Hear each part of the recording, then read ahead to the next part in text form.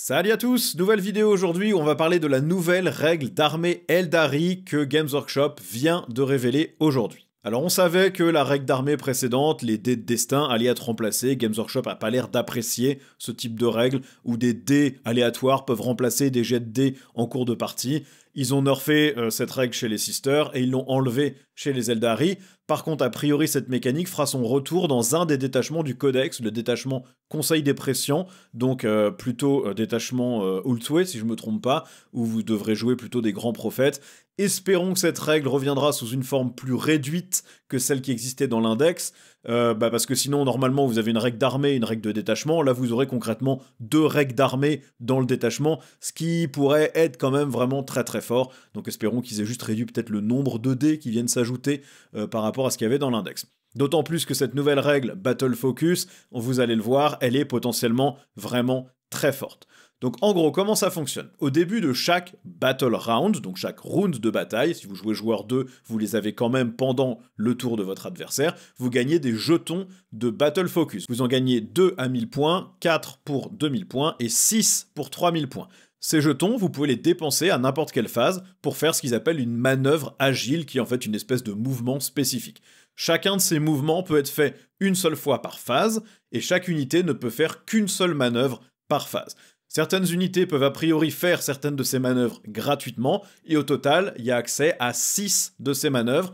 De ce que je peux voir dans l'article, toute l'armée est éligible, ils disent même les chevaliers fantômes ont accès à cette règle, et les gardes fantômes y ont accès s'ils sont accompagnés d'un Spirit Seer. Je me souviens plus du nom français de cette figurine, mais vous savez, c'est ce petit Psyker qui accompagne les gardes fantômes. Donc a priori, toute l'armée sera éligible pour le faire. On a des mouvements qui semblent affecter les véhicules, d'autres plutôt l'infanterie. Je pense que tout sera éligible pour le faire, sauf peut-être éventuellement certaines unités chez les Inari, peut-être les unités de Drukhari n'y auront pas accès. Il faudra voir comment c'est fait. Alors maintenant on va passer en revue ces manœuvres. La première qu'ils ont révélée, c'est Star Engines, donc moteur stellaire. Ça vous permet de faire bouger un véhicule de D6 plus 1 pouce supplémentaire en plus de sa valeur de mouvement. Ça compte pas comme une avance, c'est bien un mouvement normal qui est augmenté de 1 D6 plus 1. Donc en gros c'est une avance mieux et qui vous coûte pas la possibilité de tirer. Donc comme les véhicules Eldar bougent assez souvent à 14 pouces, et ben vous allez pouvoir ajouter au moins 2 pouces de mouvement, donc vous avez un move minimum de 16 et potentiellement plutôt 18. Je rappelle que le détachement Noël Host blindé vous donne aussi assaut sur vos véhicules, ce qui veut dire que vous pouvez facilement bouger au total à chaque tour, sur chaque véhicule, en tout cas sur au moins un véhicule dans la phase de move, de plus 2d6 plus 1, donc 14 plus 2d6 plus 1, et ensuite tirer, donc une moyenne de 21 pouces de mouvement, assez simplement, et prendre une ligne de vue et shooter. Tout de suite, le détachement prend une autre direction quand on le regarde avec ces yeux-là. Évidemment, ce mouvement, comme toutes les autres manœuvres de la règle Battle Focus, peut pas être spammé sur toutes les unités au même tour. Il faut choisir une unité pour ce mouvement, mais tout de même, ça peut commencer à se cumuler pas mal. On a ensuite Fleeting Shadows, donc des ombres clignotantes ou des ombres qui disparaissent. Ça permet de faire en sorte qu'une unité ne puisse pas être ciblée par le tir en état d'alerte. Ça se fait sur n'importe quel mouvement ou n'importe quelle charge, donc un mouvement normal, advance, fallback, ou enfin repli donc, ou alors quand vous déclarez une charge.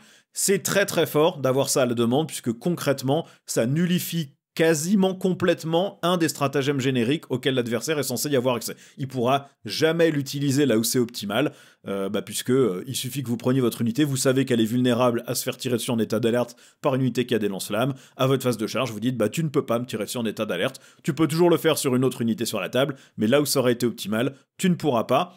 Ça veut aussi dire que sur certaines armées qui ont des unités qui permettent de faire ce tir en état d'alerte sur 4+, ou 5+, eh bien cette aptitude ne sert globalement plus à grand chose sur la majeure partie de la table.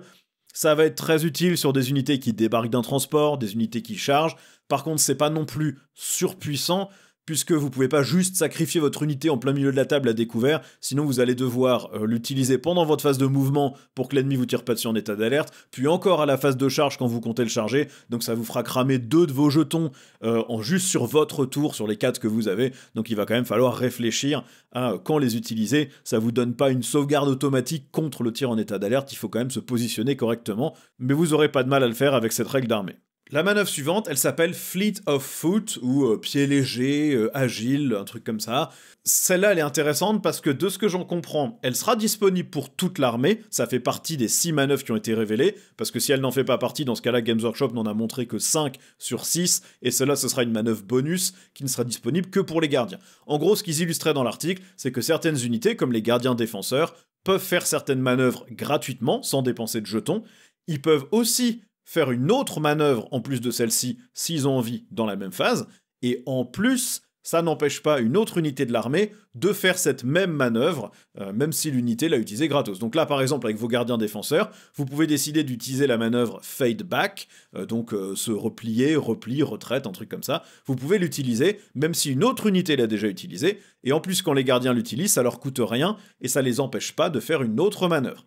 Cette manœuvre, donc, Fade Back, en gros, vous vous faites tirer dessus, et une fois que l'ennemi a fini ses tirs, donc l'unité a fini ses tirs, vous pouvez faire un mouvement normal de 1d6 plus 1, sauf si c'est une unité titanesque. Donc c'est pas le bouger, tirer, rebouger, qui lui aurait été vraiment très fort au niveau de toute une armée ou à la demande, mais c'est quand même une manière de vous recacher. Vous exposez une unité, elle tire, l'ennemi vous tire dessus avec une de ses unités, vous vous recachez et vous évitez de prendre la foudre de toute l'armée ennemie ou de 3 ou 4 unités, donc ça oblige l'adversaire à très bien réfléchir à son séquencement, parce qu'il sait qu'à n'importe quel moment, vous pouvez vous replier ou faire autre chose. Ça vous permet aussi potentiellement de vous replacer sur un objectif, d'aller vous mettre à un endroit où ça vous permettrait de marquer un secondaire pendant le tour adverse, il y a plein de choses, ou d'aller bloquer un ennemi et l'empêcher de faire un secondaire en vous mettant en centre de table par exemple. A priori, comme je l'écris là, j'ai l'impression que cette manœuvre, elle sera disponible pour tout le monde, puisque sinon Games Workshop n'aurait montré que 5 des manœuvres sur 6. La suivante, c'est Swift as the Wind, donc c'est rapide comme le vent.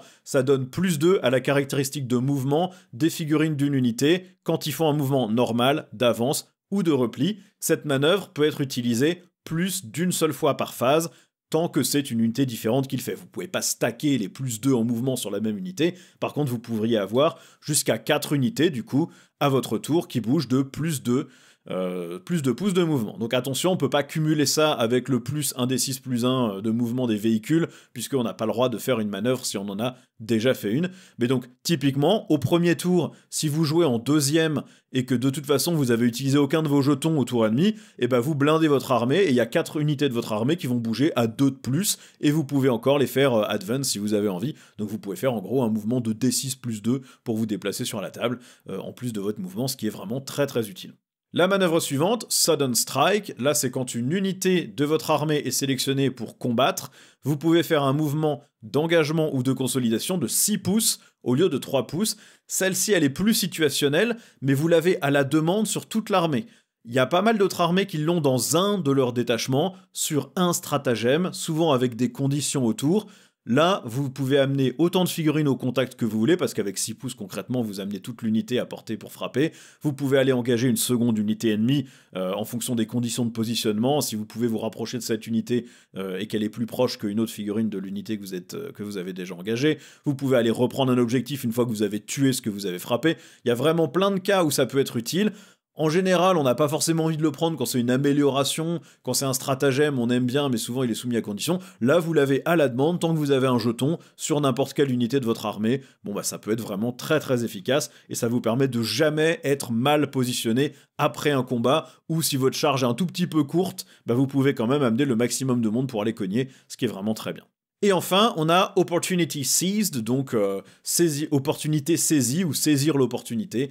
Quand un ennemi finit un mouvement de repli, vous pouvez faire un mouvement normal de 1d6 plus 1 sur l'unité qui était au contact avec cette unité ennemie qui vient de se replier. Or, évidemment, unité titanesque. Donc, en gros, vous étiez au combat avec l'ennemi veut se replier pour vous tirer dessus, et ben vous aussi, vous pouvez vous barrer, ou vous pouvez vous rapprocher de l'adversaire, vous pouvez aller vous mettre sur un objectif, ou vous pouvez aller vous mettre au centre de table pour empêcher l'ennemi de faire un secondaire, vous pouvez vous remettre dans votre zone de déploiement pour empêcher l'ennemi de marquer une mission secrète. Il y a plein de choses que vous pouvez aller faire avec ce type de mouvement qui sont très utiles, mais ce qui est sûr, c'est que du coup, l'ennemi va réfléchir à 2 fois avant de se replier, parce que s'il se replie pour pouvoir vous tirer dessus, et ben il y a toutes les chances qu'il puisse plus vous tirer dessus et que vous soyez barré derrière un mur, derrière une ruine, ou en tout cas que vous soyez mis hors de vue ou hors de portée des unités avec lesquelles il voulait vraiment vous tirer dessus. Donc cette règle, elle est très forte, déjà parce que c'est 4 mouvements spéciaux par round.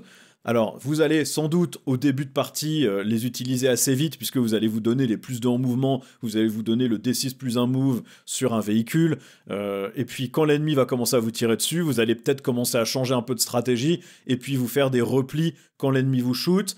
Il y a plein de choses, c'est très tactique. Je pense que la règle, elle est très forte. Je pense qu'elle va très bien se combiner du coup avec le détachement de Noël qui donne encore plus de mouvement au véhicule.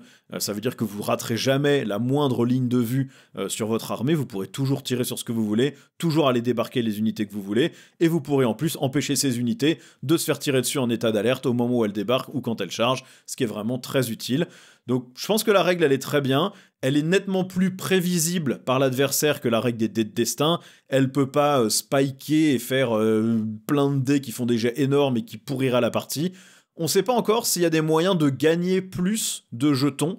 Peut-être que certains détachements auront des améliorations qui permettent de rajouter des jetons. Peut-être que certains personnages en donneront d'autres. Ça, il faudra voir. Pour l'instant, on ne sait pas. En tout cas, ce qui est sûr, c'est que 4 jetons par round, ça va être pas mal. Ça va vraiment donner beaucoup de mobilité à l'armée. Je trouve que c'est une bonne règle, c'est intelligent. À voir maintenant, est-ce que ça rend l'armée infernale à affronter avec des trucs qui bougent partout et qu'on peut jamais saisir.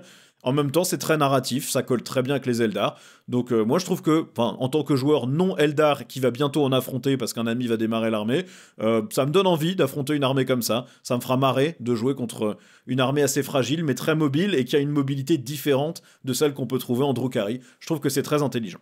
En tout cas, merci d'avoir regardé la vidéo, j'espère que ça vous a plu, n'hésitez pas à me dire ce que vous en avez pensé en commentaire comme d'hab, vous avez tous les boutons YouTube, vous savez comment ça marche, et puis je vous dis à la prochaine pour une nouvelle vidéo. Ciao!